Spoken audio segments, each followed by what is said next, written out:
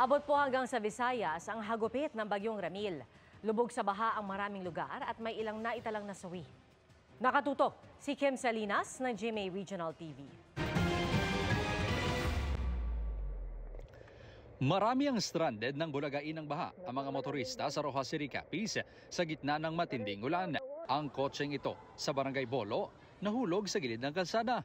Ayon sa mga saksi, nasa gilid lang ng palayan at sapa ang kalsada kaya madaling natangay ang mga sasakyan. Abot dibdib ang baha sa ilang barangay.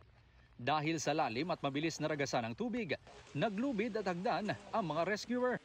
Isang senior citizen ang isinakay sa batya para maitawid sa baha. Ang mga kalsada, nagmistulang ilog. Hindi lang masamang panahon ng hamon sa pag-evacuate at pag-rescue ng mga otoridad. Naging problema rin ang blackout sa ilang barangay. 31 barangay sa Rojas City ang binaha. Sa tala ng Rojas City DRRMO, umabot sa 830 na pamilya o mahigit 2,700 na individual ang inilikas. Nasawi ang isang lalaking 44 anyos matapos umanong malunod ng anuri ng baha ang sinasakyang motorsiklo. Humupa na rin ang baha na ayon sa mayor ng Rojas ay unang beses daw na ganito katindi. Almost tanan nga mga kabaranggayan, tanan nga kalsada, nabaan gid.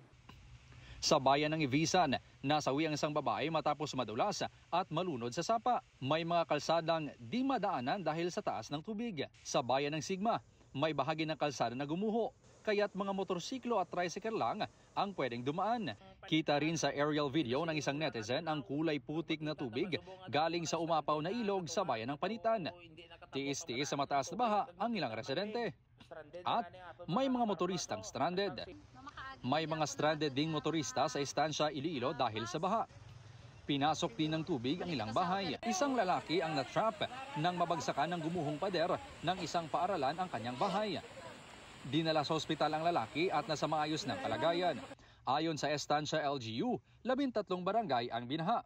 Umabot sa 389 na pamilya o mahigit 1,300 na mga individual ang sinagip at inilikas. Sa Balasan, Iloilo, nagsagawa ng preemptive evacuation nang tumaas ang tubig sa kalsada.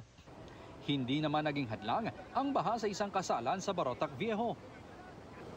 Suot ang wedding gown, pinasan ito ng isang lalaki para maitawid sa binahang overflow. Para sa GMA Regional TV at GMA Integrated News, Kim Salinas, nakatutok 24 oras.